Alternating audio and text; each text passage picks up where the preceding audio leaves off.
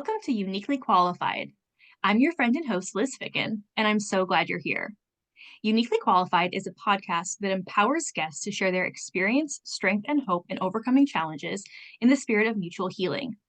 We hope that you'll leave feeling more aware, connected, and supported in navigating the human experience. Our guest today is Emma, a stage 3 Hodgkin lymphoma cancer survivor. Before I introduce her, I want to share some research on what Hodgkin lymphoma is. According to the Mayo Clinic, Hodgkin lymphoma, also known as Hodgkin's disease, is a type of cancer that originates in the lymphatic system, a crucial part of the body's immune system responsible for fighting infections and diseases. This cancer develops when healthy cells in the lymphatic system undergo changes and grow uncontrollably. Hodgkin lymphoma is rare, affecting about 3 in 100,000 people per year in the United States.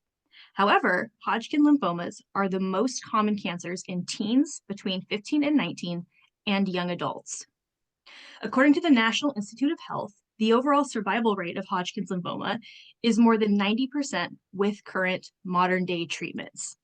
The 5-year overall survival rate in children is about 90. In adults, the 5-year survival rate is about 84 to 90% in both early stages of the disease and advanced stage Hodgkin's lymphoma. To benchmark this against all total cancer survival rates, the National Cancer Institute indicates that the overall 5-year relative survival rate for all cancers is approximately 68%. And just to be really explicit, what that means is that on average, 68 out of every 100 people diagnosed with all cancers are alive 5 years after their diagnosis. And what that also means is that Hodgkin lymphoma survivors have a 16 to 22% higher survival rate than all other cancers. Symptoms may vary person to person, but often include painless swelling of the lymph nodes in the neck, armpits, or groin, persistent fatigue, fever and chills, night sweats, unexplained weight loss, itching, and increased sensitivity to alcohol or pain in lymph nodes after drinking. These symptoms can also be associated with other conditions, so of course it's essential to consult a healthcare provider for an accurate diagnosis. Now, the causes of Hodgkin's lymphoma are not entirely understood, but current factors of risk include age. As mentioned, this is most commonly diagnosed between people between 15 and 30 years old and those over 55, people with a family history of lymphoma, being male, previous infection with the Epstein-Barr virus, and having a compromised immune system. Diagnosis usually involves a physical exam, blood tests, imaging, and a biopsy of affected lymph nodes to confirm the presence of Reed-Sternberg cells, which are characteristic of Hodgkin lymphoma. Just really quickly want to touch on what those cells are for the science nerds in the house like me. Reed-Sternberg cells are large abnormal, and their presence in lymph node biopsies is a key factor in diagnosing the disease. They can cause normal immune function to be disrupted. It can lead to lymph node swelling and other symptoms that we talked about just a little bit ago for Hodgkin's lymphoma. In terms of diagnosis and detection, Hodgkin's is found through lymph node biopsy and examined under a microscope. There's also something called immunohistochemistry, which Emma might have to help me understand what that is a little bit, if that was part of your story, Emma. And it uses staining, and that helps confirm the identity of those cells, looking at the CD30 and CD50 markers. Treatment options depend on the stage and specific characteristics of the disease and may include chemotherapy, radiation therapy, targeted therapy, and in some cases, stem cell transplantation. Advancements in treatment have significantly improved the prognosis, and many people with Hodgkin lymphoma can be cured. Regular follow-up care is crucial to monitor for potential recurrence and manage any long-term side effects of the treatment. I'm so grateful our guest today beat this cancer and is in remission. Emma is originally from Nebraska, but has now been living in Washington for the better part of 8 years with her husband Mitch and their 2 dogs, Taco and River. She earned her Bachelor of Science in Wildlife Ecology and Management from the University of Nebraska and currently works for Pierce County as a senior water quality planner in the county's Surface Water Management Division. Outside of work, she enjoys backpacking and camping, as well as cozy cabin weekends with her friends. Welcome to the show, Emma. Thank you so much. I'm very excited to be here. Excited to So be excited talking to to you. have you. Yeah. So, Emma, how are you uniquely qualified? I am uniquely qualified because I've beaten stage 3 Hodgkin's lymphoma and am currently living my best cancer-free life. Let's go. Congratulations. That's so Thank you. exciting. Thank you. Just so glad that Yeah. you're willing to come on and share your experience, strength, and hope. Yeah. No, I'm really, really happy to be here. And it's honestly it's pretty therapeutic as well, I think, to kind of be able to verbalize and talk about it and kind of share the story with other people. So I just want to give that thank you to you as well. Oh, well, thank you. I'm just really excited to get into it and to help our listeners better understand what it is like to live through cancer treatment as a young woman. We'll just get into it. Yeah, Uh, let's go. Woohoo! So, to what extent are you a Huskers fan? I'm just going to start there. I know. Okay, so that's the one thing people always ask that because Nebraska doesn't have like a professional football team or anything like Right. that. And so it's very much college football oriented. Um, Yes. I say I like to tailgate. There we go. The big part of it. I love going to games, but I don't know that I could tell you a lot about what's going on per se, but That is fair. it's always a good time. I like that kind of sports person where it's like, I'm here for a good time. Maybe I'll know the score Exactly. by the end of the fourth quarter, but I'm just here for the good time. Exactly. I hope both teams have fun, you Yeah, know? yeah, just hope everybody has a good time with that. But you were born and raised in Nebraska, and then after Yeah, you yeah. finished undergrad, you moved out to Washington. So what prompted you to leave the plains for the mountains? Right after I graduated, I had done a stint with AmeriCorps out in Portland. And so I knew that I loved the Northwest. That was just it was a short, limited duration thing. And then I had gotten a job back with the state of Nebraska after that and had met my now husband back in Nebraska. And he had gotten a job with King County out here, actually. And so it was actually fairly early in our relationship. It was about the like 4 month mark, Okay. and we were kind of talking about moving in together, and then this happened. And in my mind, though, it was kind of one of those things where, well, if it doesn't end up working out, I'm moving out of a house, with that partner, ex-partner, like either way. So Yeah. is it really that different to do it from another state versus back in Nebraska? And so I was like, okay, let's just go. Let's go for it. And Yeah. we're married now, so it obviously worked out. So Yeah. but that's kind of how it happened. I was like, well, I'm ready for a little adventure, and this seems like a good conduit to kind of get out here and do it, and it worked out. So here I That's so am. cool.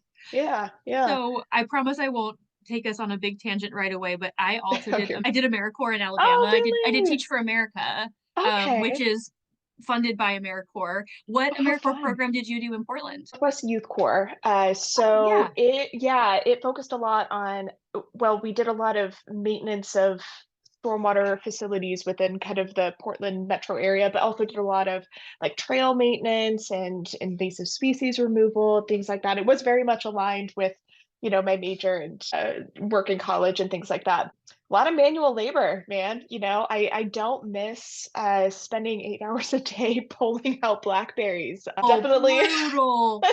Brutal. Exactly. Exactly. Yeah, especially coming from, Nebraska where like that's not a thing. Hmm. And coming out here and being like, "Oh my gosh, these are everywhere and they're not easy to get rid of. You have to like dig out the root ball and it's hard work and they're pokey. It's And terrible." they're super pokey. Right? Yeah. The best part of them is the blackberries, but other than that, Exactly. they're kind of a huge bother. Yeah, yeah. No, I would agree. Well, that is really cool. Yeah. So you moved out to this, I would say like outside of Seattle area. I'm in Bonnie Lake, which is just, kind of southeast of Seattle, just directly east of Tacoma. Love that. And it was Yeah. because of your husband's or now husband, then Yeah. boyfriend's job. Yes.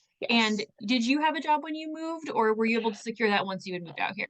I was really lucky and got a job within 2 weeks of being out here. I was kind of Nice. prepared just to, I bartended all through college and things like Yeah. that. And so it wasn't a super, big concern coming out here because I was like, okay, I can always like fall back on that, for the time being if, we need a little bridge. But no, I ended up getting a job with the Department of Ecology within a couple of weeks. Just really lucky. And I understand that is, I think I put a lot of faith in my youthful kind of will for adventure because I don't think that I'm much more risk adverse now. I don't Yeah. think that I would just move across the country with no Yeah. job now. When you're 24, like Yeah. the world's your oyster. So Exactly. No, I love that, and I'm glad that you're able to get a job so quickly. yeah. No, so are we. Yeah. Right? Yeah. Like don't have to live on ramen noodles for long. So Right, right. yeah. And I do like that sense of adventure, and I feel like the older we Yeah. get, the more we're like, hold up, there's a lot of uncertainty we're inviting, but Right, I'm glad right. that it all worked out, but I also admire the open-mindedness. Like, let's just see how this plays out. Let's hope for the Yeah, best. Yeah. exactly. So you were 24 when you made the move, and not to get to any sort of punchline, but you were Yeah. 27 when you received your diagnosis. Yes. Correct? Yes. Okay. So you were really just kind of establishing yourself and sense of community here when, Yeah. living with your boyfriend. Had you at that point become engaged or No, boyfriend, girlfriend? Okay. yeah, we were still just, boyfriend, girlfriend. We actually got engaged, kind of in the middle of my treatment. I've got Okay. Okay. pictures Well, of me and my bald little head and my little engagement ring. And oh my gosh. Okay, we are definitely going to need to put some of yeah. those on Instagram for our Yeah. listeners to see. I definitely Yeah. want to touch on that in your story. So I just wanted to make sure I was using the right term for Mitch. Timelines and yeah, Yeah, for for the sure, for sure.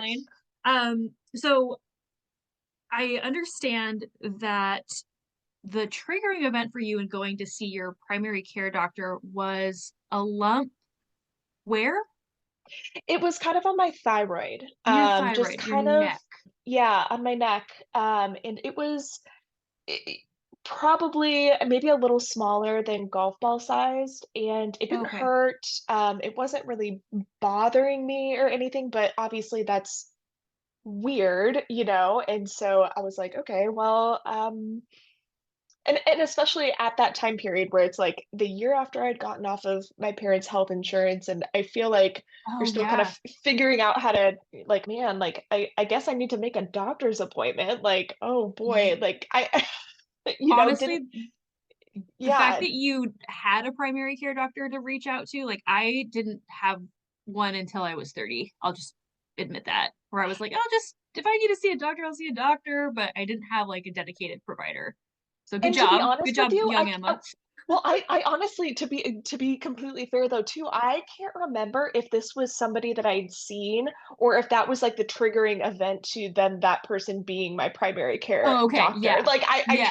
I truly don't remember. Like I Well, think maybe I had seen them once before, but yeah, so same boat. and is there anything else you wanted to add, I guess, before we jump into like, is there anything about like what's going on in your life when you're checking your throat and you realize you have this lump? I mean, I don't think so. I think just kind of what you said, it was still kind of this period of kind of figuring out how to be settled down and still kind of figuring out your community because I Yeah. think unfortunately moving across the country, that was the one thing. We'd been there for a couple years at that point, but I at that point I really felt like I was just starting to have deeper friendships and Hmm. more of a community, which is a blessing that it didn't happen earlier because this will kind of play into the story moving on and the support Yeah. system, honestly. So I think that's kind of the only other big piece of context, I would say. Yeah. So you're building a life with Mitch and you're here a few years, which I feel like that's one of those things as adults where it takes time to make friends. Like an Yeah, undergrad, it's like, oh, I ran into you in the cafeteria. Now we're friends. We're Facebook friends. exactly. Yeah, we have the uh, same biology class. yeah, Like, yeah, exactly. for So when sure. you're kind of in that emerging adulthood, it takes some time to establish those connections in a meaningful way. And so that's just kind of like the phase of life that you're in when Yeah, you go into your doctor. yeah, yeah, yeah. And so, like I said, so went in, had that lump, in my throat. My primary care was not super concerned about it. I guess there's something called a goiter, which is just kind of an enlargement, of your thyroid, and just Hmm. kind of thought it was that. But she was like, we'll just double check, make sure. We'll just get you in for a CT scan and just kind of just make sure that nothing is going on. Yeah, yeah. Yeah. And so by the time that came around, the lump in it was actually gone. I think that, with anything, once you need a test scheduled, it's a couple weeks, at least Right. out, unless Yeah. it's like an emergency, but they didn't deem it, an emergency. And so uh, by the time that CT scan, that appointment came around, the lump was actually gone. And the weeks in between were kind of weird because it's so hard to not then just like feel it every day. You're just like, oh my gosh, what is this thing? Oh, And that kind yeah. of, anxiety. Hmm. But yeah, by the time it came around, it was gone. But I was just like, well, I'll just go to this appointment anyways because it's already scheduled and I don't know. I'm I'm just a Yeah. kid. I don't know what's going on. Yeah. Yeah, and so I went in and had that done, and that CT scan didn't show anything in my thyroid area, but just kind of peripherally had showed some other kind of masses in my chest. Okay. And so that got sent back to my primary care doctor. And normal, or at least at that time, kind of protocol for that, they wanted to just send me to an ENT, and ear, nose, and throat doctor. Hmm. And I guess this is the other piece of context, but my mom is an oncology nurse practitioner, and she works at Nebraska Medicine out of Omaha and actually works in kind of the blood cancer, which Hodgkin's lymphoma is still considered a blood cancer, that kind of unit of that hospital. And as a young adult does, you're always texting and calling your mom whenever you Yep. need anything, medical or Yeah. not. And so I sent her those images, and herself and the doctor the oncologist that she works under took a look at it and were kind of like, you're not going to an ENT, you're going straight to an oncologist, um, Good. which was like the first kind of like, oh my gosh, Yeah. whoa, yeah. Yeah. So how did you manage that? Were you able to basically use their word to say, I need to go straight to an oncologist? I've had this other doctor look at it. Or how were you able to move past that hurdle that would have slowed down your access to treatment? And this is again where, I had a lot of privilege having access to those professionals because you can't just call up an oncologist and be like, I need an appointment. Like you have to go through, Yes. a referral process. And so Right. I think that oncologist reached out to my primary care doctor and said, oh, Great. here's my professional opinion. And so then she was able to give me that referral to go directly to an oncologist. Okay. Yeah, without having to kind of take some of those in between steps. So, Hmm. That makes and sense. yeah, and then you still have to like you were talking about with the testing, I still had Hmm. to have surgery. They took a little biopsy of one of the masses in my chest, and that's what then confirmed the diagnosis, at that point. And I mean, that was from when I had the CT scan to when I was getting the biopsy was less than a week. It Wow. was just whirlwind. That And is wild.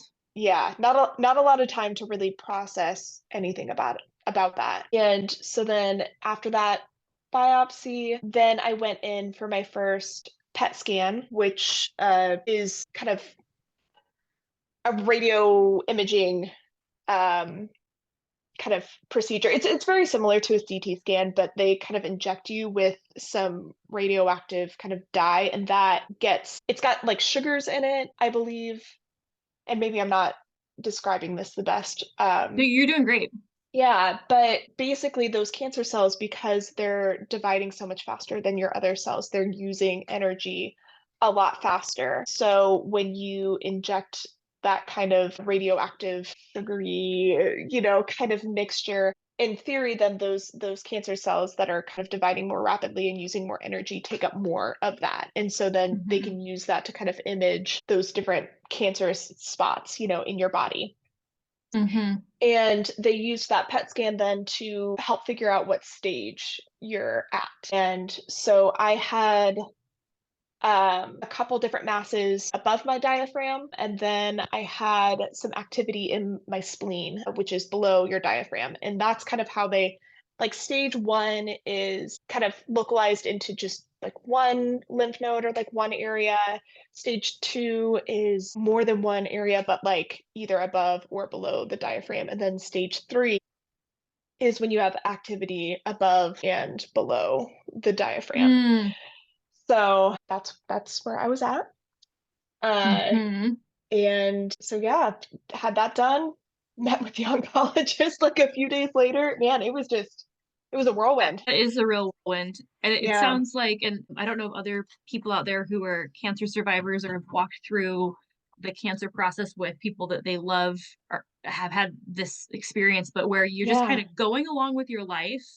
And then it's like, boom, diagnosis, boom, CT scan, boom, PET scan. And both of those things, for my like peripheral observation of other people, like there's prep work and it's kind of in these big scary machines. Yeah. Maybe scary is the wrong word, but where it's like you're not every day does somebody have to get injected with a radioactive tracer and then Yeah. go into this giant, very expensive machine that not all hospitals have, Right. be in the queue of people that are going to be evaluated, and then understand, okay, what's next. So there's just, Yeah. it's happening quickly, but it's also like, what does this mean? What does this mean long term for me?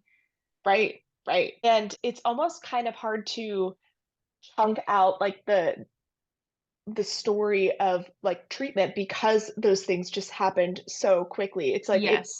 in my head, it feels like all of what I just told you happened within 24 hours, because it was all Right. just such a blur. Yeah, Hmm. it was kind of wild and not a lot of time to react. Yeah, no, there isn't a lot of time to react. You're just very much in action, and the Yeah. system is, I wouldn't say the system, but like with a real sense of urgency, you are getting moved through the paces to understand to what extent do we need to fight this. I thought it was also helpful that you described where the cancer, like the different stages, because that is one, Mhm.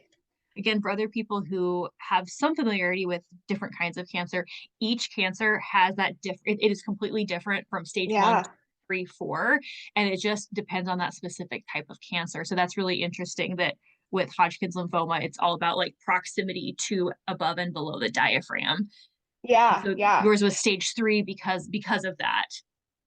Yeah, and it's also kind of, because with this particular, cancer too, when you get into advanced stages and or how it presents differently can affect, how your treatment was. But in my particular case, it was helpful for the oncologist to describe that to me, but he kind of also noted that if you were stage one or stage two, like the treatment would have been exactly the same for you in your Totally. case. Yeah. Yeah, yeah. Yep.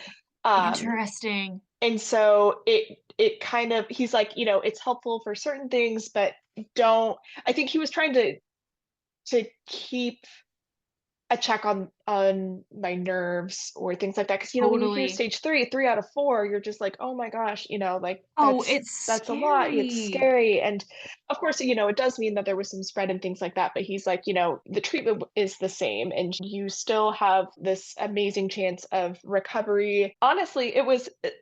Having that conversation with him the first time, the oncologist, it was almost kind of off-putting because he was just kind of like, "Yeah, I'm not worried about it. This is honestly not a very interesting case." And I was like, "Oh, right?" I was just like, "Oh, okay." And I remember it just feeling like such a, and not in a bad way, but just kind of this kind of almost like somebody throws like cold water over your head or something of like Yeah. reality check. Like you're like it was helpful because it was like, okay, you're gonna be fine. You know, Yeah. Yeah. you're it's gonna be tough. He's not worried. He's Yeah. like, this is. he's like, my colleague called me up with this special case, you know. Oh, So, like, my mom's the doctor that she was working under. The reason I went to this particular oncologist, one, because it was under my insurance, right? And that's how everything hmm. works. But Yep. he had gone to school with the Oh, oncologist that my mom like worked under for a little bit too. So he's like, okay, I know this small guy, world. whatever. And so he's like, yeah, my colleague called me up and talked about this case or whatever. And I look at it and it's like, you're gonna be fine. This is gonna be fine. Okay, well, I don't feel fine, but okay. Yeah, did it feel dismissive, or was it just shocking? I think that some people might have taken it as kind of dismissive. I think personally it's what I needed to hear. Like Good. I needed that kind of especially because everybody around you people aren't familiar with cancer. They hear that word and it's Mhm. really scary and it is very scary, Yes. and especially at that time without knowing how what my journey was going to be like or how things were going to go or what kind of the numbers were to have that even though in the moment it was like a little bit hurtful because I felt a lot of big emotions. It also was Yeah. kind of a needed harsh kind of like reality check of just like you can calm down a little bit. And Mhm. so I remember leaving and once I left, being able to kind of let the breath out and be like, okay, and kind of think about what had just happened and been like, okay, let me try and Yeah. reframe this a little bit then. Um, Yeah. and think about it a little bit differently. You're not going to die, Mhm. or you've got a low chance of dying. Yeah, Yeah. that was one thing with just the research in preparing Yeah. for today, where I guess being very direct, when I maybe other people feel this way too, but when I hear cancer, I'm like death sentence. Yeah. Like like Yeah. like like and so the numbers for not only all the young people that get this specific kind of cancer, but then the survival rate, I'm like, well, there's I'm not gonna look at somebody who had to go through all you went through and all the treatment and being so young, like I still anytime I hear that there's a child or a young person, Yeah. which maybe I'll feel that way my whole life where I'm like, even when I'm 70, I'm like, how could that person get cancer? I'm 70. But like Yeah. you were in your Yeah. 20s. You were in your Yeah. 20s and you just don't think about that, where that is all it's shocking to think about, but then it's also, okay, this happens to be one of those cancers that has a really good chance of long-term survival. Yeah. Yeah. Did you And know anybody else who had oh sorry, go ahead. oh no, no, you're totally fine. I was just gonna say, and I was 27. I was still kind of on the older end of the demographic of folks that usually get this cancer too. Like You it's were, okay. yeah, I mean, you kind of alluded to it, in your intro and stuff too, but it's a lot of the times it's late teens, early 20s. And Okay. so I was, he was like, you're actually kind of old. Well, either that or you're Like way old or like, way young. over Yeah. 60 or Okay. whatever. Yeah. But he's like, yeah, you're actually kind of old for this. I'm like, okay, thanks. I have the If kids I put cancer. myself I in don't your know what you shoes. want me to Yeah. say. Oh Like, my gosh. Did you have anybody in your family that had ever had any type of blood cancer or lymphoma before? no, So no. this was your first experience with living it. Yeah, yeah. Okay. Yeah, no family history or anything like that. And so it's kind of one of those, I think, cases of like, I don't know that we're ever really gonna know Oh yeah. what what happened, what went wrong. Yeah. Yeah, That's just how it goes with bodies sometimes. I know. Which was kind of hard because it's like you want to be able to pinpoint like what went wrong. Like, is there something that I could have done, or is there a choice that I like could have made, or was it this one exposure to something or something like that? And when there's not, mentally, it's kind of it. I think you naturally want to kind of logic your way, like, and find a reason why something happened. And Mhm. it can be tough to kind of conceptually get over that and just be like, Yeah. you know what, sometimes things just happen. Like, Mhm. and That is really hard. We wanna know. yeah, We as humans, we wanna yeah, know why things happen the way they do, and, I guess I will I don't want to like assume that this has been true for you, but for me, I have a nephew, and when I go through things medically now, I'm like, is this something that I need to inform my sister and brother-in-law? Because Yeah, if yeah, this is like a genetic thing, I want to make sure that downstream my family members, even if I don't have children, that they are aware so that they can yeah, disclose it. I'm like, I always disclose it on both sides of my family. We have cardiac issues like that have been like yeah. my grandma died of she didn't die of a stroke, but she had a stroke and then it really impacted her quality of life. Or my aunt died from a cardiac thing. So I'm like, I need to tell doctors that, and I also want to make sure that future generations know that like this is up our family tree because sometimes this is You one of want those to be things we don't talk informed. about. We want to be You want to and be you want to be able to informed. like get ahead of it in Yeah, case there's a situation, and that's where I would imagine it's like so frustrating to be like, well, I'm the first one. Don't know why. May never know. Just gotta yeah. keep on keeping on. Yeah, Mhm. exactly. And the only thing that I can really think of and is, you talked about the Epstein-Barr virus, and it's like I Mhm. know that I had been sick with that like when I was in high school, but Oh again, yeah. it's those are their correlations. It's to my knowledge not something that you can make like a direct causation. It's like Yeah. Yeah. you're like, okay, most people that have had this cancer have also had this, Mhm. but and at the end of the day though too, because I'd asked my oncologist multiple times, well, like, what's your opinion? Like, what do you Yeah. think? Because I think Mhm. that's a natural question to ask. And he was like, I don't know, but at the end of the day, again, doesn't matter. Like, it's not changing our Mm. course of treatment. It's not changing your outcomes.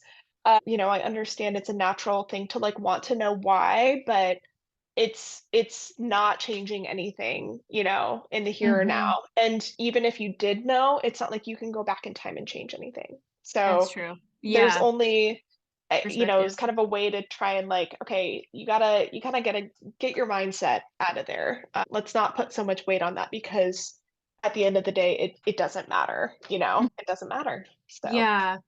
That, and I would imagine that you are also like where your attention, I'm gonna use the word should, I try not to use the word should, but in this moment in yeah, time, where your attention should be is maybe on immediate next steps and other decisions that you might have to make around yeah, your treatment. What yeah. what were some of those that you were prompted to think about that were related to your care? Um, yeah. Yeah, I think the big one that had kind of the longest term effects was kind of being faced with the decision of whether or not to harvest and freeze some eggs to kind of think about because up to that point, at that point in time, I was pretty sure that I didn't want kids. Mhm. I was pretty sure, but there's also a difference between feeling like you are actively making that choice versus being faced with the kind of the decision of like that decision being taken away from you. Totally. Yeah. But it wasn't as easy. It's not as easy as just being like, well, maybe I'll just like freeze some, just in case, because it delays treatment and it's also not cheap to store them. No, It's ma'am. not Mm-mm. it's it's not just a, oh well, just in case. And it's also not um without its own hardships in harvesting your eggs, like that's a whole process. I think Right. anybody that went through it's IVF basically, that first part of it, can tell Mhm. you that Mhm. it's not just like going and getting your blood drawn one day. Yeah, no. No, it's pretty invasive. Yeah, and that's not to say, there are plenty of examples of folks that have gone through treatment, either found out when they were pregnant, Oh. or have been able to have successful, healthy pregnancies afterwards. But it is still just like a risk, and it's something that they talk to you Mhm. about because, I mean, these chemicals, they're harsh. It's killing a lot of cells in your body. Like, that's the whole point. So to think that it's not going to potentially have an effect on other systems of your body besides just the targeted ones. Mm-hmm. You got to kind of think about that. So that Yeah. was kind of a hard kind of personal decision that I didn't really talk with a ton of people about it either, because I found it in that moment kind of hard to, because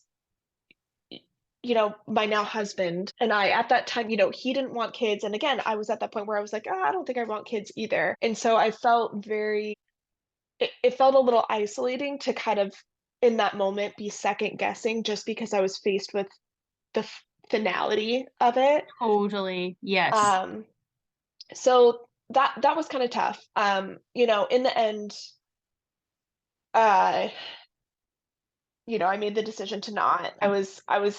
It was kind of partially about being overwhelmed, and it was partially, I was like, okay, I need to take a step back. Like, you didn't want kids like up until this point, and now I think it was also just kind of a symptom of just feeling a lack of control with my health and my bodily Yes. autonomy.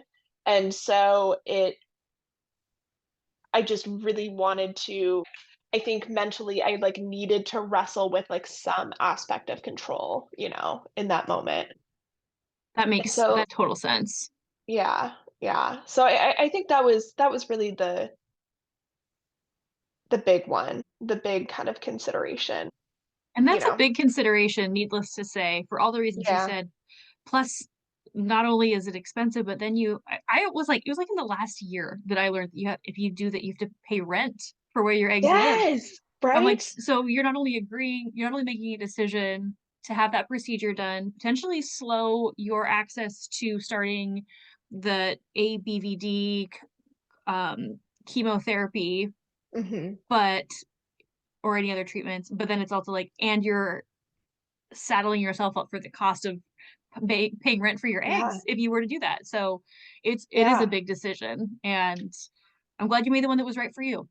Yeah. No, thank you. I think also it would have also been harder, I think mentally too, if I would have made the choice to harvest and freeze some eggs to at a later point dispose of them. I think that would have been almost even harder Ooh, too, that's a good point. you Yeah. know, like kind of Yeah. thinking about like the additional choices then that you have to make, after that Hmm. too. And so it's like I at that time I couldn't think about the additional choices that I like would have had to make. And so I kind of just went to the zone of like, I don't even want to think about having to think about it. And so I think this is Yeah. just the choice that I need to make. Good for you. Yeah. Yeah. Good. Good. Yeah. So Yeah. that sounds like that was like pretty much the big decision that you needed to make before moving forward with treatment. Yeah. I mean, there was other, smaller decisions. My Mitch's brother was getting married, and he was getting Mm, married like just in like a month or so. It was like a month after I got diagnosed or something like that. And I remember talking to my mom, and I was like, they were getting married in Colorado. I remember being like, can I just put this off a couple weeks so that I can go and I can like still have hair and I can still, be there? And she was like, no, yeah. you don't do that. Hodgkin's can have the potential to kind of rapidly progress. And so, a couple weeks can make a difference. Mm. And so that was another one that, man, so I had to miss that, which, that Oh, kind of sucked a little bit. But it also was kind of another just reality check into how lucky I was to be able to kind of fast track my diagnosis process, because that's not everybody's experience. Trying to even just get into your primary care and or get all the imaging or, things like that. It's not everybody's experience. And so it was kind of you have that privilege, don't abuse it, mm, like don't just put it off yeah. just because you want to go, to this Yeah. event. So Yeah. That that makes sense. And that's one of those things I would imagine that you're negotiating internally, like where do I have control? To what extent am I about to have to give up my own life and like the choices I Yeah. get to make, like going to weddings because Yeah. of Yeah. this illness. Yeah. So you So, were diagnosed April 2019. That's when the yes. biopsy happened. That's when you received your stage 3 diagnosis. And did you say that you then immediately started the kind of chemotherapy that you received, or did you have to wait a little bit longer? No, it started pretty immediately. Okay, okay, The CT scan and all of that stuff happened in April, and it was like the beginning of May okay. that I started treatment. So just yeah, it everything was within like 3 weeks. It was kind of Like you crazy. said, so fast, so rapid. And I know Yeah. at the beginning of the show, I mentioned a few different forms of treatment. The first one that I said was chemotherapy, and I know I kind of Mhm. alluded to that just now. But there's other forms of therapy that people with this kind of cancer receive. What was your treatment plan like? I was lucky. I only had to do chemotherapy, so I only had Okay. to do that ABVD treatment. Um, So from my understanding for my diagnosis, it was kind of like, we'll start with chemo, we'll see how you're responding after a few treatments, and then kind of make the decision as to whether you need some other additional treatment measures Sure. Okay. or anything like that. And I ended up responding just very well. And so I didn't need to have any of, targeted radiation or um, stem cell treatments or anything like that. So Good. very, very lucky, very lucky there. Yeah. So you were receiving chemotherapy starting in May Yeah. and through October. What was the cadence of you needing to go in and receive your chemotherapy I'm gonna use the word transfusion. Is that the right term? Um, I know I you have a mean, port. probably, sure. Yeah, it goes through your port, which that's a lifesaver. So, if folks don't know, a port is it's a device that's kind of put under your skin that kind of main lines into your veins so that they don't have to stick you with needles every time to kind of give you those infusions. Hmm. Um, and so standard the standard treatment is 6 cycles. A cycle is 2 treatments every other week. So I was going in every other week to get a infusion. I don't even remember how long they took, a couple hours each time. And yeah, did that every other week for 6 months. And it was driving up to Seattle. Um, Okay. you know, thankfully, my now husband was just great and was able to be there with me, every single time, drive me there and Hmm. back because it man, it wipes you out. It wipes you out. Um, Hmm. yeah, Yeah, you can't so drive yourself home from that, right? They probably wouldn't have let you. Would they have let you drive yourself home they from would have chemo? they would have let you Wow. because it's not like you're getting uh intense pain medications or anything like that. It's truly a fatigue, Mm, thing. But okay. you so you're not like mentally not there, but man, that would really, really be rough to have to drive to have to drive yourself home. Like Yeah. that would not be fun or easy, especially living, Yeah. an hour away. Yeah. Um, yeah. And let's talk about what it's like to receive chemotherapy. You mentioned the cycles, the 6 cycles, 2 treatments every other week. You mentioned the fatigue right after, and that Mitch was thankfully able to go Yeah. drive you and be there with you. And you also mentioned that you're there for, you said you weren't sure exactly how long it took each time, but I would imagine a few hours at a time. It's not like a Yeah. quick shot. You're receiving medicine in your body slowly. Yeah, and it's Mhm. kind of a two-part process too, because Okay. like you go in, and you get some blood work done beforehand, and that is kind of the precursor to you then getting your treatment. I think they're checking, your cell counts and things like that to make sure that you're not too low to receive treatment or things like that. And so but then the way those appointments work, it's like, okay, so that's like an hour chunk of time. And then there's like, a couple hours between that and your infusion time. And so then you're just kind of like sitting around twiddling your thumbs. And I mean, it ends up being like almost an all day thing, or at least a half a day thing. Cause yeah, then you go and you go up to the transfusion center, or not I think infusion is the right word, maybe, but And now I've got okay, transfusion. and I know just like for me as a person, I tend to incorrectly use infusion and transfusion when I'm talking about different things. So I'm sure our listeners will know what we're talking about. There's a Yeah, the point is, receiving yeah, drugs. something's getting pumped in you. Yes, there we go. That's the big thing. Okay. Um, yeah, and it was very weird kind of being in just the treatment center. In general, the population they're receiving treatment is just a much older population. I mean, I was always like by far the youngest person that I saw there. Like obviously, folks of all ages get treatments and things, but this isn't like a pediatric center or anything like Mhm. that. So you're not really seeing like children. And then it's it's also the blood cancer center, too. And so you're not seeing like another cancer that you see a lot in folks kind of, or women, at least our age, is like breast cancer, right? And so like I'm not seeing Right. any of those types of patients that would be in the same kind of age demographic or things like that. And so I was always the youngest person there. Um, and you go and you just sit in this big ugly but comfortable recliner, and they kind of hook you up and you just sit there. It's very passive, and in the moment there's not a ton of side effects.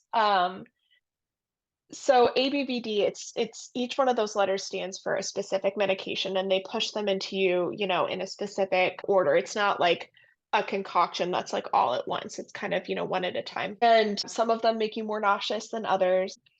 There was one, and I can't remember which one it was, but they call it the Red Devil, and Ooh. it's just in this syringe.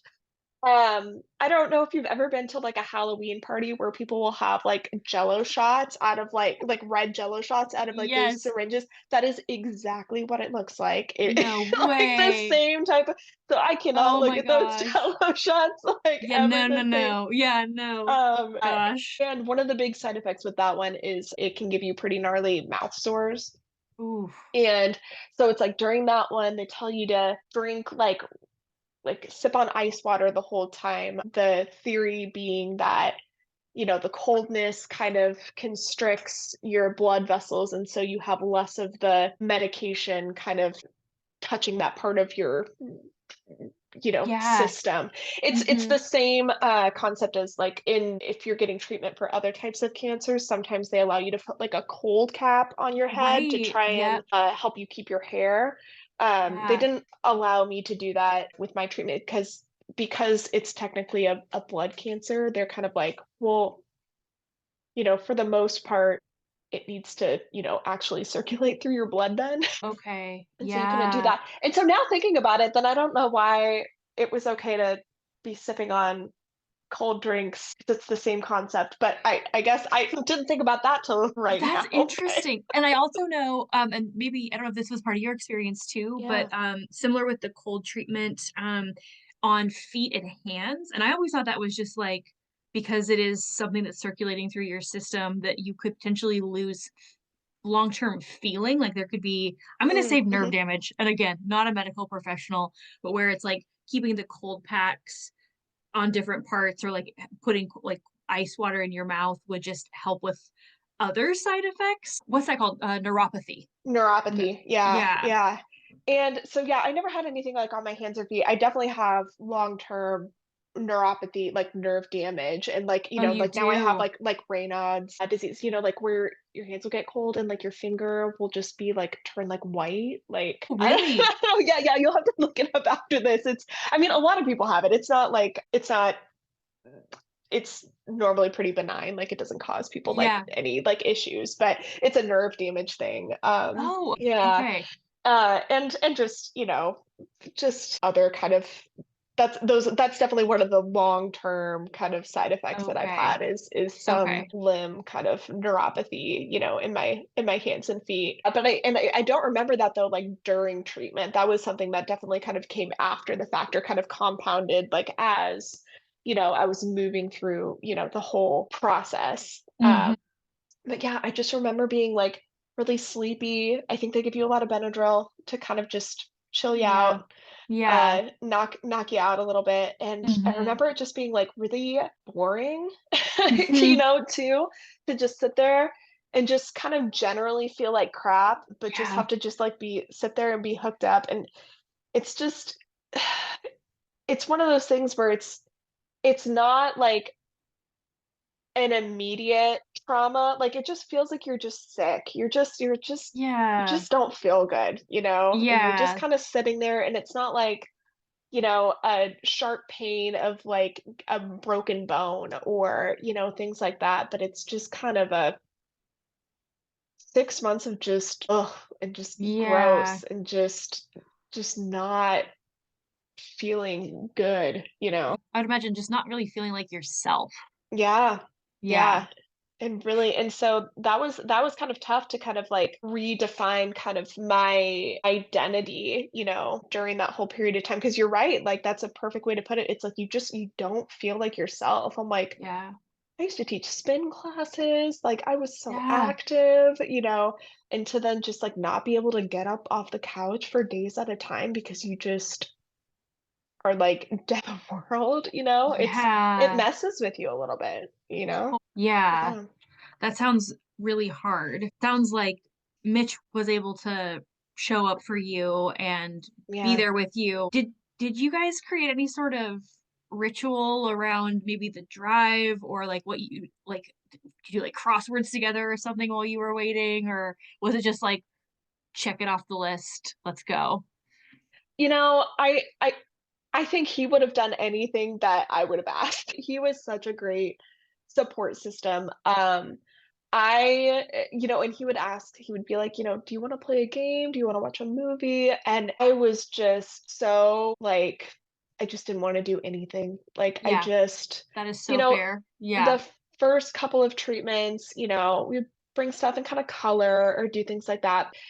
One of the things is your your symptoms and kind of side effects and just general sense of like malaise kind of Mhm. compounds the further that you are in it. So, the first couple of times, like it wasn't so bad. And like, yes, I was really tired and things like that. But, you go home and you can kind of deal with it. And it's just like the further and further you get into it, it's just like, oh my gosh, your body hurts all the time. And you just, all of these things. And so I just really he was so great because yeah, I didn't want to talk. Like I didn't want to Mhm. do anything. I didn't talk like our entire drive, like there and back, and he just kind of, he just sat there and he was just with me. And I love that that. is what I needed. Mhm. It's sometimes not about it's just the presence, just Yeah, to have the presence absolutely. there. Oh, I'm so glad he was there for you. And yeah, when you're Yeah. not feeling good, I mean, I'm the kind of person where like I don't want to communicate. I don't want to talk. And it also Yeah. feels like time slows down where it's like, when am I gonna feel better? Yeah. And so I Yeah. can't even imagine what that was like for you. At any Yeah. point did you think I don't want to finish chemo? I want to tap out of this or can I take a break? I do remember this time, it was probably like my 3rd or 4th, and I think like Mitch had gone out of town then for a little there was some reason, like, I was home alone at that point, and I just have this vivid memory of standing in my hallway and just being like, "I have, like, 5 more months of this. Like, Oh, how in the world am I going to get through 5 more months of this?" And just yeah. that feeling of, like, it felt like 5 months felt like asking somebody, "How are you?" Like, if you would have said 5 months or you would have said 100 years, it would have felt like the same, like, amount of time in my head. Totally. Yeah. But I never thought about like stopping or asking for a break or things like that because, again, it was just kind of like I think that I kind of had to go into this place in my head of just you're just taking it day by day, kind of hour Yeah. by hour, and you can't think about the fact that you have 5 months left or 4 months left or Right. 3 months left. You have to just be like, "This is what I'm doing this hour, this is what I'm doing tomorrow." Yeah. Walls. And that's Yep. where the wall is, you just don't go, Yeah. beyond that. Yeah. Yeah. Yeah. I mean, you were definitely in one of those situations where sometimes all you can do is just like the immediate next thing, and Yeah. everything else just can't even matter. Where it's just like, I Yeah. need to take one foot and put it in front of the other, and that's it. Yeah. I can't think of anything else. Exactly. Yeah. Because otherwise it's too overwhelming, you know? Yeah. Yeah. I know that one you mentioned losing your hair. Yeah. Yeah. And that sounds, I don't, for some reason that when I think about that for you, that's where I start feeling like a little bit choked up, where I just think about how that's like a continued theft of who you are and like your expression. And is your hair red? It's kind of just It's a beautiful. dishwater, just a dishwater No, kind of, blonde. I No, wouldn't call it dish. I wouldn't call it dish. So I'm looking at for our listeners, I'm looking at her hair right now, and it's like this kind of dark in beautiful, here, but vibrant yeah. color, and it's long and it's pulled back. And so I guess just would you mind talking us through what that Yeah. like for you? Yeah, that was weird. That was a weird, like, I bet. sensory, Yeah, experience. Because I think, especially as women, like, at least a lot of men and stuff have had a buzz cut, at some point sure. in their life Yeah. or, something like that. But to be, like, in the shower and then just, like, run your hand through your hair and just pull out just, like, clumps. So Um, hair. Yeah. it's distressing, even if you know that it's Totally. coming and things like that. Uh, everybody kind of has their own journey with the acceptance of that. Hmm. I pretty early on, the second that I really started to kind of thin out and like it was after like the first shower where I was like, "My gosh, that's a lot of hair in my hand." I was Yeah. like, "No, I'm shaving it now." Like Good for you. I'm not doing this thing where every shower I feel more and more hair coming out and trying to like cling to it. For me, that was just not something like that was not something that I, wanted to do. Um, and because I remember having that conversation with my mom too of like, is it an inevitability that I'm gonna lose my hair? And she's like, well, I mean, no, there are some people that keep their hair, but like you gotta be realistic. That's like 1 in 50. Like Yeah. you need to start coming through like acceptance Yeah. that you are gonna lose your hair. Hmm. Um, and so yeah, I was out. My sister-in-law was actually visiting me, and we went out on the back porch, and I took a shot of tequila and handed her the buzzers, and There you we just went go. for it. It was a bonding moment, you know. I Yeah. made her take a shot of tequila too, and oh my gosh, she was just like, "I'm gonna mess it up," and I'm like, "Mess it up? Like, You there's better work nothing to fast, mess girl. up." Yeah. Like, what is there to mess up? Like, I mean, Yeah. Yeah. oh, you think you're gonna do a wrong turn? Like, it's all going. Yeah. Like, there's I love your nothing to outlook. mess up. Yeah. Yeah. So true. Um, yeah, and so so that happened, and it kind of ended up being a little bit annoying because like throughout the whole time there was still just like a few hairs that never fully like went away, and so every like week or whatever, I would still have to kind of go in and buzz like the last few little hairs, which Oh was my like gosh. honestly a little bit of a slap in the face. You're like, come on. You're like, if you're gonna do this, I mean, Yeah. at least like make it low maintenance. Like at Right. least to do Yeah, that. exactly. I still have to do Um, upkeep of like these yeah, few of like little to guys the hanging out. 5 hairs on there so that I don't look like Homer Simpson. Just like Like, what are you talking about? Oh my God. The eyebrows and eyelashes kind of came All next. right. It was really nice because it was summer and then I didn't have to shave my legs. So There you that was really nice. You kind of got to look for little bright spots. Yeah, I like that silver lining. Yeah. But you don't realize how necessary your eyebrows and eyelashes are until you don't have them anymore. It's like, man, crap was getting in my eye all the time, where you sweat just like a little bit and it's like immediately in your eye. I was wearing headbands all the time because Yeah, just things we little things take like for that that you granted. don't, yeah, Right. that you don't think about. Because yeah, Mm-hmm. I didn't think about that.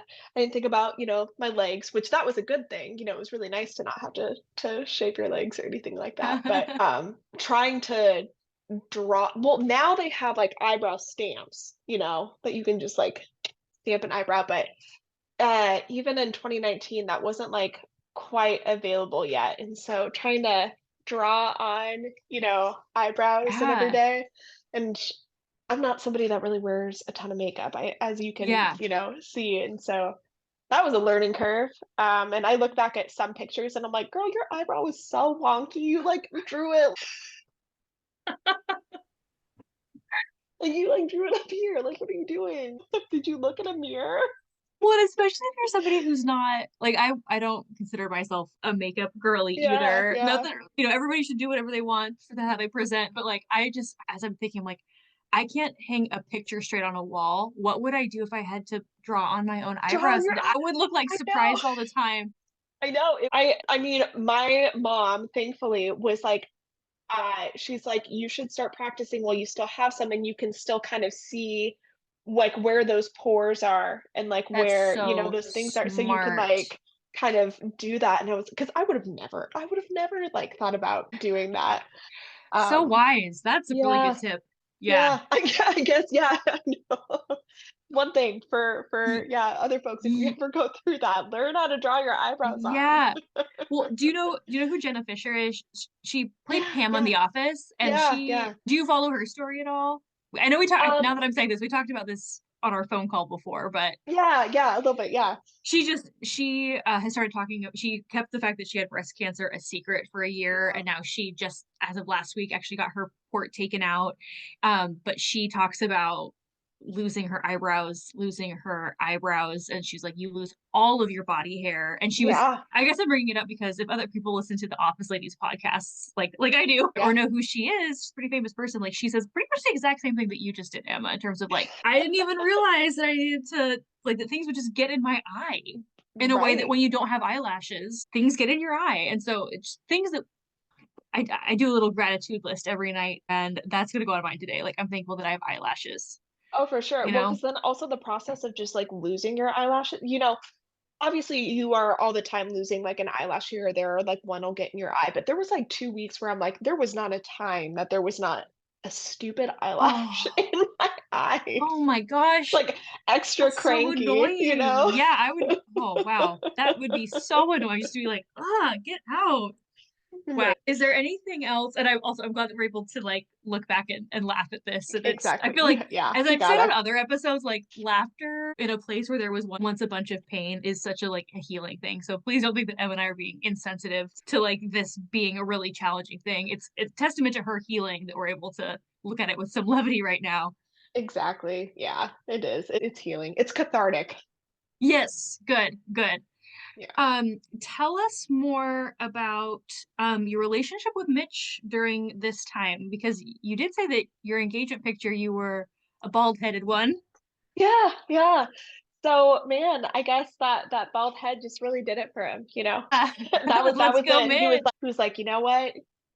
If I still love her bald, then maybe she's the one." Oh, that's so um, sweet. yeah, but I was probably about 3/4 of the way through because it was in Okay. September. And yeah, I one thing that you read about online, especially in kind of cancer like focused communities, is kind of the prevalence or how hard relationships can kind of be and how significant medical hardships can really put a strain on relationships. And it's really not uncommon to see breakups or divorces or the loss of friendships or, things like that during those times. And I just feel so incredibly lucky that I think this experience really kind of solidified. It's like if we can get through this, then I mean, what else do we need to know? Like Mhm. if through this, like you are still the person like that I want to be with, and maybe I'm getting a little sappy because we're recording this on Valentine's Day. Let's lean right on into that. But, it's like just there's a lot of hard things in life, and you can't quite know how somebody is going to deal with those things until like you're in a moment. And just the way that he was there for me and just really like never left my side, during that time period. It's like I can't imagine Mm, getting a little weepy. I can't imagine spending my life with anybody else. so Um, beautiful. I love and that. yeah, and so it was about 3/4 of the way, through the cancer journey. And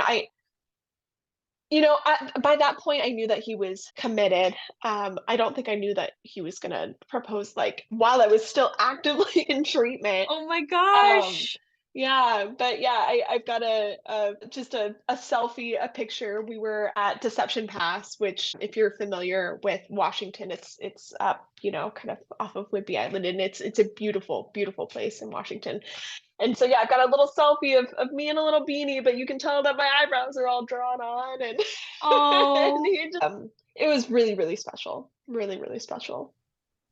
that is so beautiful and special, and I just so appreciate how you're talking about all the things that you saw from him as your partner and as Yeah. I'm gonna say friend, just Yeah, being yeah. there in it and giving you what you needed. But I also feel like he saw you and he Mhm. saw what Emma is gonna do when shit gets really fucking hard, Yeah. cancer. And yeah, you learn what you need to know about somebody when you see them go through something like this. And Yeah. I think it's really beautiful that in all this hardship and literal pain and discomfort that you were both able to recognize, no, this is my person. I want to do life with them. Yeah, yeah. So I'm Well, really glad thank that you you. had that beautiful that little ray of light truly as a part of this. Yeah, it's it's definitely not beyond me how lucky, I am to have had that person in my life. So, man, this would have been a whole lot harder a whole lot harder to do without that support system. Yeah, and so did he on that note, did he have to take time away from work, or how did that work that he was able to be available to you, and support you during the chemo Yeah. specifically? Yeah, so, during that time, he, was working for King County still, and, thankfully, King County recognizes just domestic partnerships and just, like, partners as well as a part of like, 'cause, for a lot of people, for your sick time, you can use it also if, like, your kid is sick or, Right. wherever, but sometimes just like a partner doesn't always cross that threshold of like what you can use your sick time for. Thankfully, King County's policy is very liberal, in that way. And so Good. he was just able to use sick time and flex a little bit. He would just sometimes he'd have his laptop while I was there and just be working, because I wasn't talking or doing anything, so we could just sit there and work a little bit too. And also, both of our jobs at that time were pretty flexible as well as being able to just kind of flex time earlier or later, like in the week too, to That's just kind of make nice. up some of those hours as well. So just really lucky that he had a very flexible job. My job, I was working for Department of Ecology at the time, and they had a shared leave program where people could donate their sick hours to you. Oh my And gosh. so I just had really amazing coworkers that donated enough sick time to me, that I was able to, keep my job and go that way. Because that was I could have taken FMLA, but that was before Mhm. um, it got passed in Washington where you would get paid, for Right. FMLA. So that would have been, I wouldn't have been paid, but with the shared leave program, I was. So that was, Wow. again, And really like best case scenario that for is so really many great. things. I've only Yeah. ever worked for one organization that had a shared sick bank, and it was when I was a public school teacher in Yeah. Alabama. Yeah. Where, but I just think I'm really glad that you mentioned that Yeah. because I feel like people go through experiences like this and they don't have, and a lot of states still don't have paid family medical leave. Because we talked about this a lot in Shannon's episode about miscarriage, because that was such a part of her healing journey was being able to take time away. It is not limited to it's if there is something that a doctor will sign off on saying that this person needs somebody else to take time away from work, or like this person needs to take time away from work.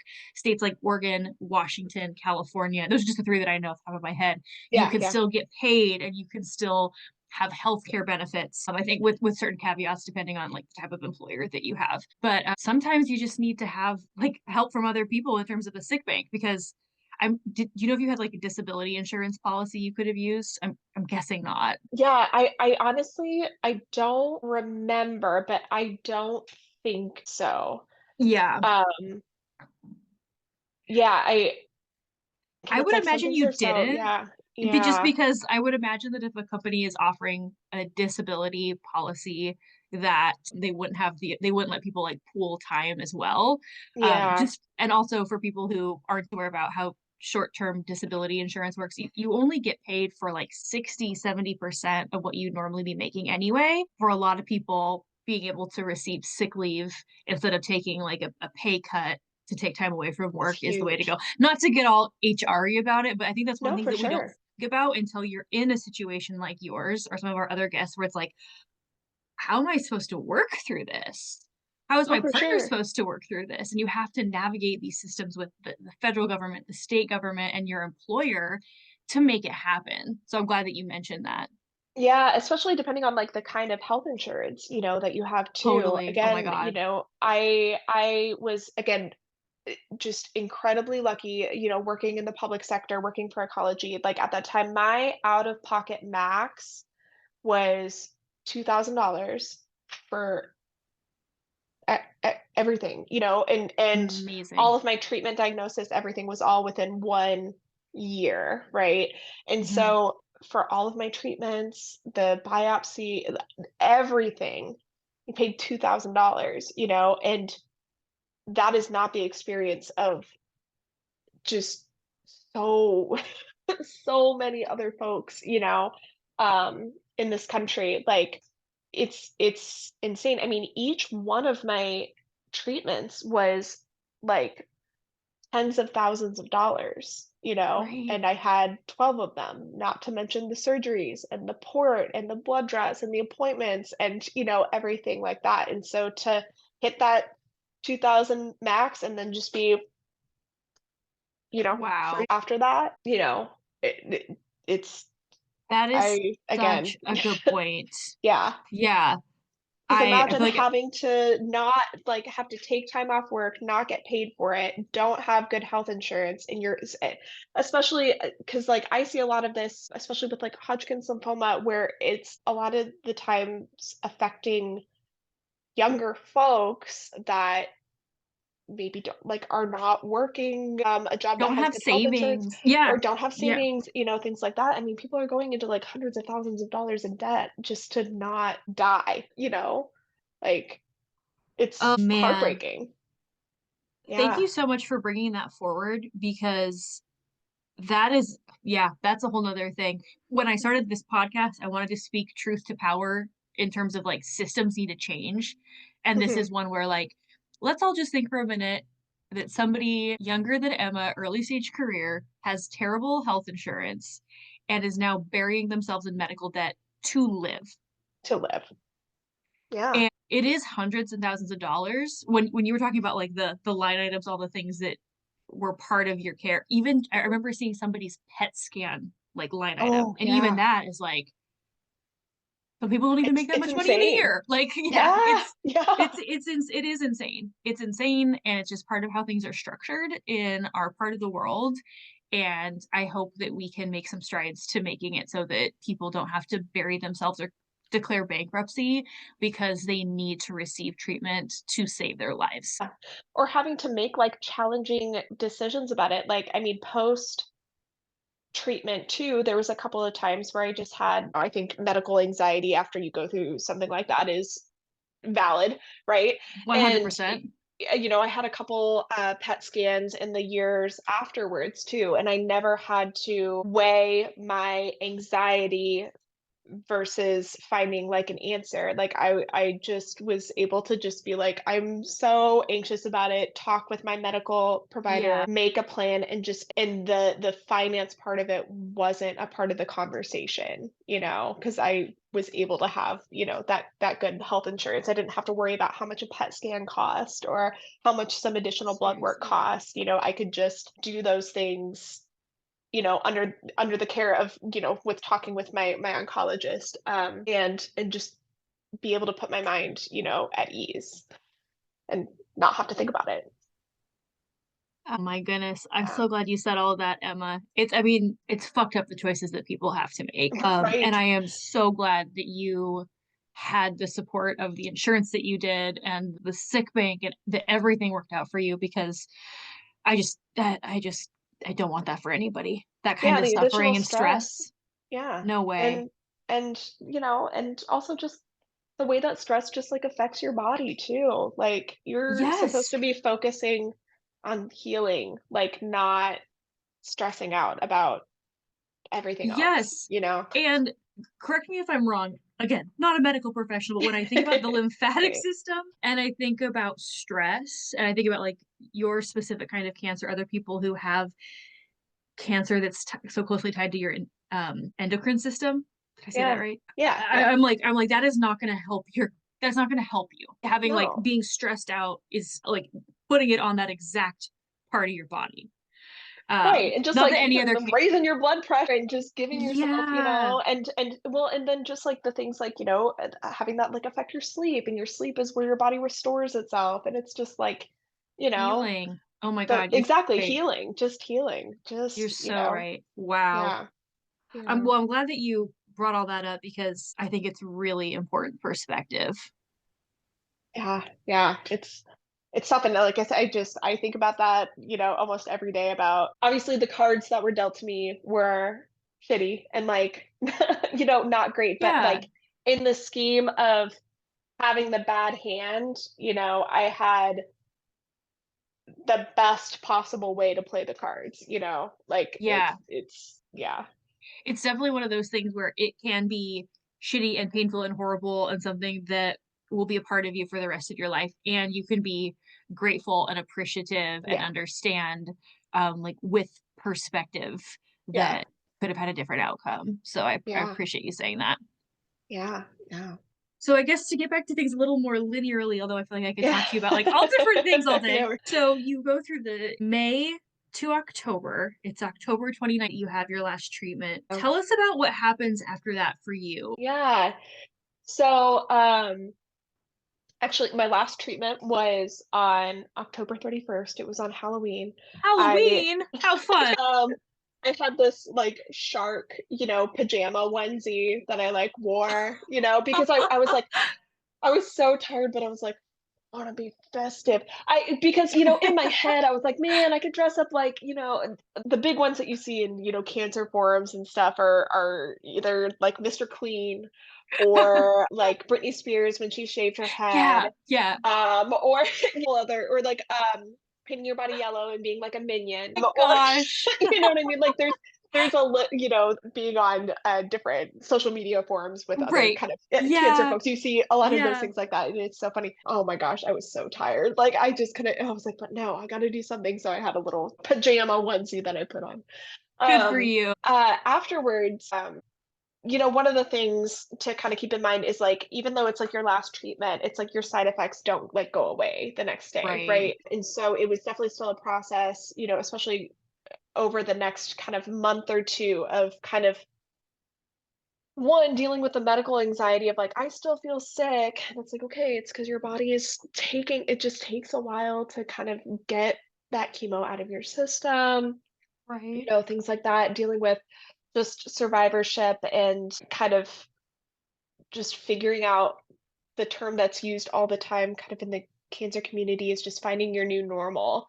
Hmm. What is the new normal for you? I mean, it took, I don't know, 4 or 5 months for my period to come back because, it just messes with your Everything. hormones, Yeah, everything, totally. things like that. And we also that was the end of 2019. And then early 2020, as everybody knows, we go straight into COVID, which Oh my was God. just, the craziest time. And that was, oh my gosh, I cannot even tell you like the anxiety of still being like immunosuppressed. So I wasn't even actively going through treatment, right? But like still I was still, immune compromised after just finishing, treatment.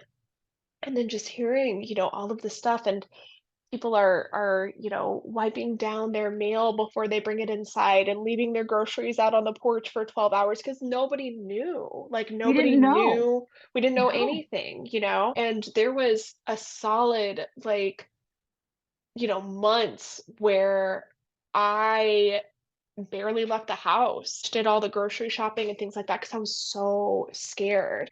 I was so Of scared of, course. of being in public. And one of the other things too is one of the drugs in that ABVD treatment it can damage your lungs.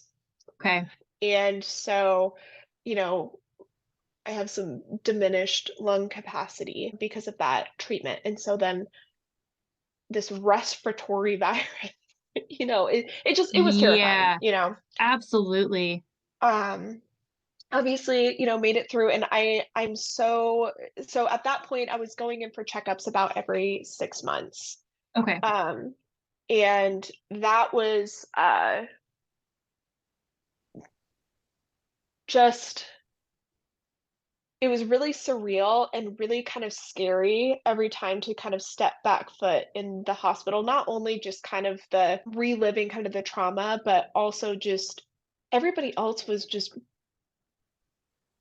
really scared too, and you could see it on people's faces, people Yeah. just of course everybody's wearing masks and stuff, especially in a hospital setting like that, but it just felt different, like even different than just the normal fears of cancer. You just see it on people's faces of just like, I am in this room full of sick people. It was wild. It was Yeah. weird and just kind of scary. But so checkups, every 6 months for the first couple of years. And, in that time too, I think, I mentioned it kind of before, having just kind of a couple of scares, because again, just that medical kind of PTSD and just kind of Hmm. hypochondriac symptoms, and I would get sick and your lymph nodes get a little swollen. It's like, oh my gosh. Or that was also kind of the time period where I had started getting into therapy and also seeing a psychologist to kind of deal with some other just mental health issues and stuff that, was dealing with after that time. And with the psychologist, dealing with symptoms of that, like, trouble sleeping and Yeah. anxiety and things like that. And so trying to work through different medication combinations, but those medications sometimes have side effects. I remember I got put on Wellbutrin at one point, but it was causing me to have just these really intense night sweats, just like drenching. And if you like remember from just the list of symptoms of Yeah. Hodgkin's lymphoma, like that's one of the major symptoms, right? And so like Yeah. freaked out. And so it's like even though I felt that the Wellbutrin was helping me mentally, I was like, I cannot deal. That is a side effect that I cannot deal with. Like Yeah. that's hitting too close to home. No Can't do. way. Yeah. And so after a couple years, I was supposed to go to once a year checkups. Long story short, my original oncologist had left. I got reassigned to a different oncologist that I did not vibe with. I felt she was just asking me questions that I felt were really like inappropriate as to like why I didn't want kids and things like Oh. that where I'm just like, this is not, what does this have to do with my Mm. follow-up, to Mm-mm. treatment? Anyways, and so I this is not not medical advice and like do not do this, but I kind of didn't go to my checkups for a couple of years. I don't have a good excuse for not just kind of rescheduling or doing. Anyways, this past, just a couple of months ago, this past October, I did finally, I was like, okay, I gotta get back in. I gotta go start these up again. So I called, made the appointment, went in. That was my 5-year checkup. And basically they were like, you're good. You don't have to do any more checkups anymore. And I didn't know that going into it. I kind of thought that I was supposed to do just like yearly checkups, I don't know, to Yeah. in perpetuity, just like forever. Yeah. And so that was like, and so like I didn't bring Mitch with me because I was like, oh, this is just like a normal checkup. Like it's fine, do a little Mhm. blood work, go in, they'll ask if I'm having symptoms. I say no, and then they're like, cool, see you next year. Yeah. Um, but then for them to just be like, nope, you are effectively cured, in the sense that your chance at this point for reoccurrence is the same kind of statistically, like the same, almost the same baseline as just like any random person that you would like take off the street. Mhm. Mhm. And so you have basically like graduated, quote unquote, uh, from oncology. And I I was like, okay. And I was numb for a second. I went and I got in the car and I just lost it. Like Yeah. I just lost it because it was just this like I, I can't even describe kind of the overwhelming feeling of just the shock, but also just like that kind of milestone of Mhm. and then just really kind of the door closing in that sense of like, oh, you don't have Yeah. to come back here anymore. You don't. I don't know. I can't quite describe it, but man, yeah.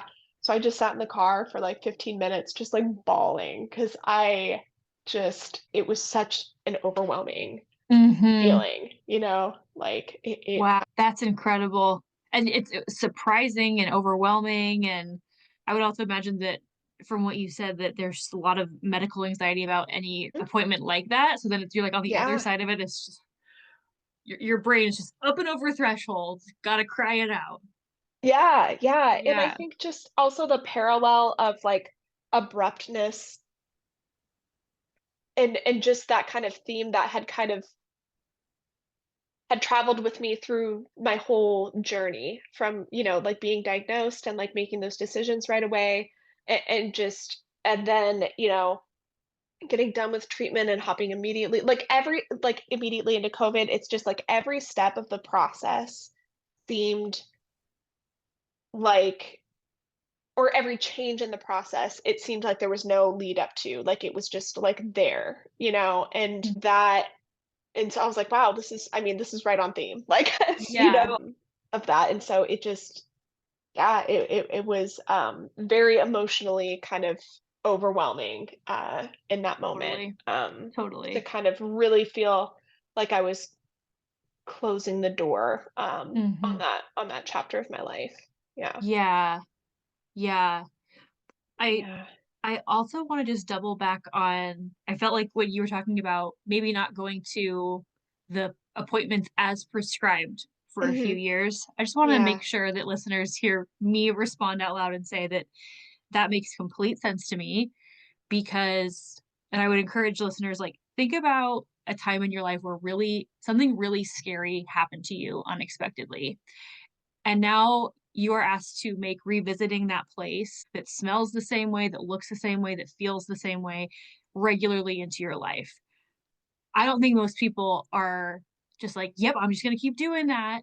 So, I actually know some people who have made similar choices where it's like, this is just it is too triggering of my medical anxiety for me to adhere to the cadence that my providers are telling me. So I just wanted to normalize feels like the wrong word, but I just wanted to say, like, that makes complete sense to me, and I hope that people hearing that can understand, like, this is a very, very scary situation that Emma was in, and so I just support your choices that you made. I hope. Yeah.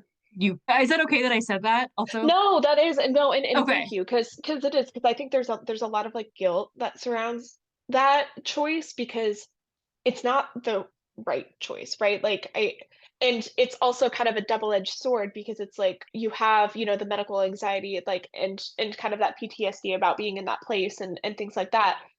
However, having those yearly checkups is also a way to alleviate a lot of medical anxiety, right? Like and Yeah. so it's like you can logically know something and you can logically like be able to kind of talk your brain through that, but emotions and logic don't always, Yes. you Yeah. know, they Well, don't and always, I should see if I align.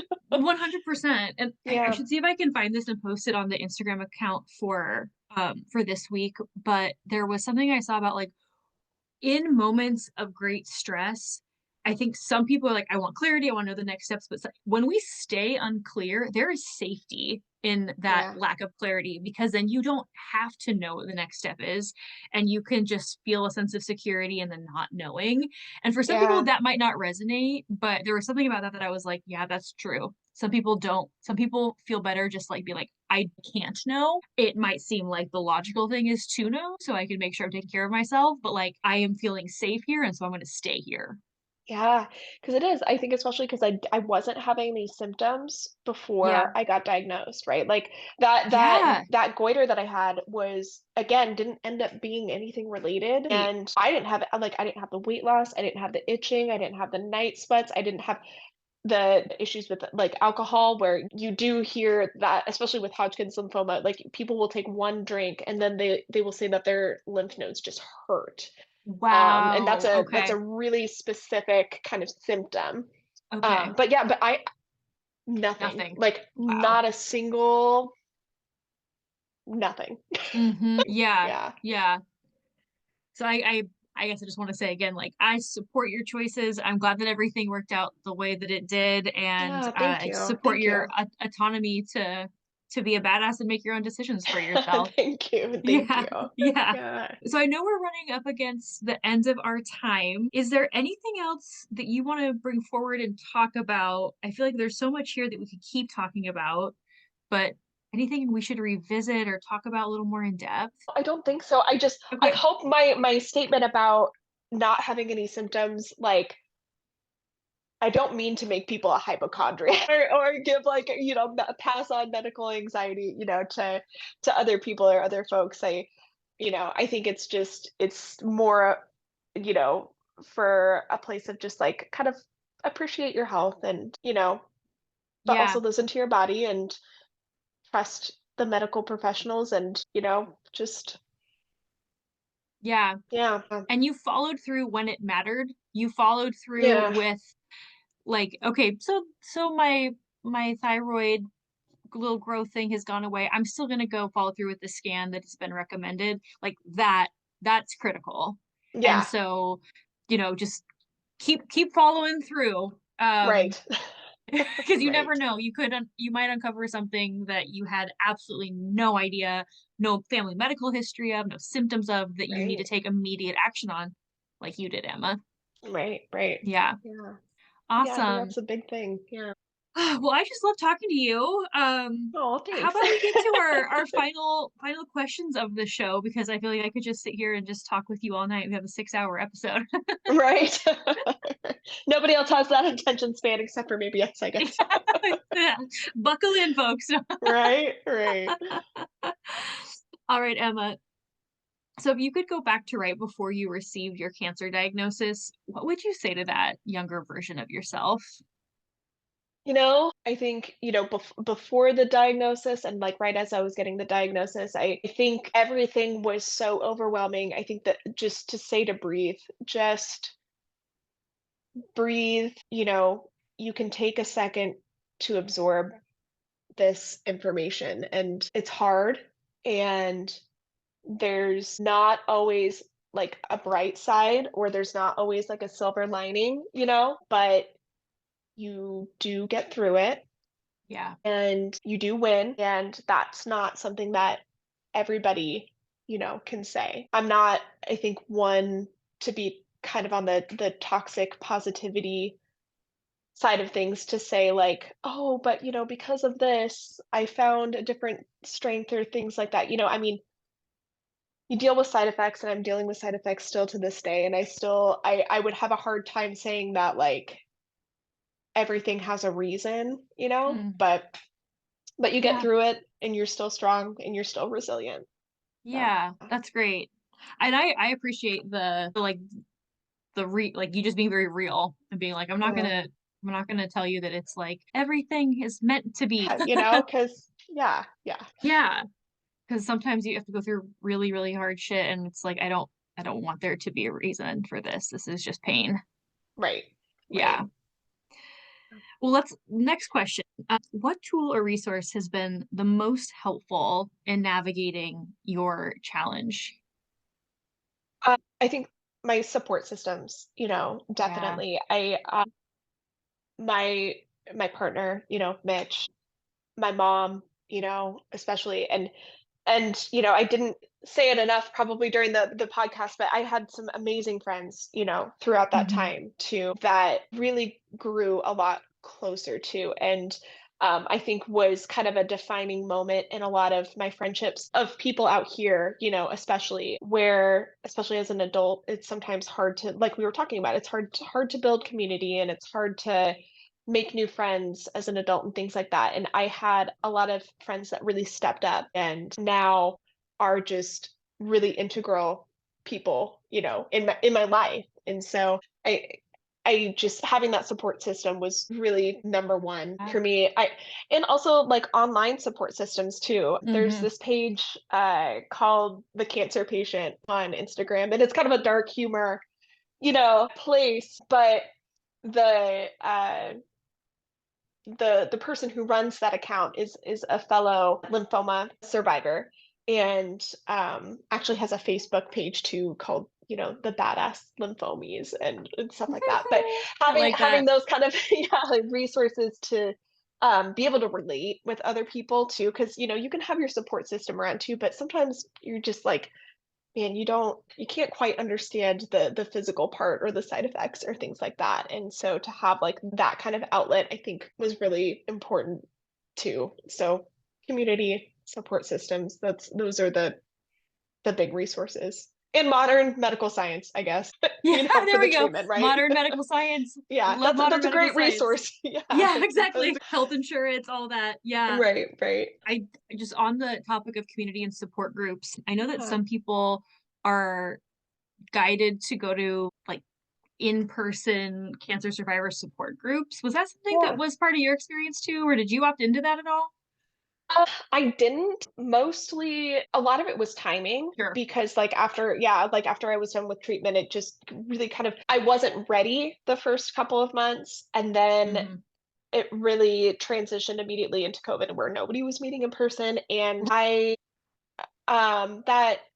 Badass Lymphomies, like Facebook page that I was telling you about, that group kind of had a couple informal, not survivorship kind of things, but met up with those people virtually a couple of times. But I never really did kind of the support groups. It just wasn't at the time. It just wasn't for me. I think I wasn't quite ready to have an in-depth conversation with other people about my cancer. You know what I mean? I kind of Hmm. wanted to still in that moment kind of Oh yeah. push it aside. That totally makes Yeah. sense. I feel like that's one of those things that sometimes we don't realize that that is a resource that people have, like those support groups that are typically free. So I Yeah, was yeah. just curious. Hospitals, yeah, have survivorship programs. And there are other things too. Like there were like art therapy programs and all sorts of things that provide a really great resource for like a lot of people. And so, yeah, it's definitely not downplaying the importance of those things. They just, Oh yeah. yeah, No, yeah. I don't take that as you downplaying them. Oh, It's for you sure. Yeah. definitely knew it was you're somebody who like you listened to what was right for you. And also you had to drive. How long was your drive, by the way, in case you didn't say it, to and from the hospital? Oh, but yeah, it was about an Yeah. hour. Yeah, Yeah. yeah. Yeah. When I would And then if imagine there's it's like some traffic, more, but exactly. yeah. I was like, if I-5's involved, then there might be more traffic. Yeah. Right, Yeah. right. Okay, thank you. I just wanted to Yeah, double down on that yeah. community question. So last question, if anyone is relating to your story, Emma, what would you say to them? I think one of the biggest things through like my journey, especially through treatment, is I feel like it took me far too long to really advocate for myself as far as for symptom management. I mean, Mm, your oncologist, nurse practitioner, your team, like I'm not going to say that they can prescribe enough to you that you're never going to feel any discomfort or like anything like that, but it's okay to ask for things to help with your pain management, your other symptom management. And I think I felt almost like this kind of embarrassment or something. Like I don't know. mhm, It's not justified, right? But like I had a really hard time kind of advocating myself and being like, I'm in a lot of pain during the week. mhm. I felt like they were gonna judge me for those things, which is so wild and, like, not true. Um, you know, so really just be truthful and open because there are things that can help, you know? And then also just, the mental health, like, aspect of it too. I wish that I would have started seeing a therapist while I was still, like, going through treatment. Like, I think Mhm. that that would have been so helpful, and one of the best things that I've, like, ever done, was get into Yeah. therapy, to help with that. So I would say, like, make those things, a priority. At the Mhm. same time,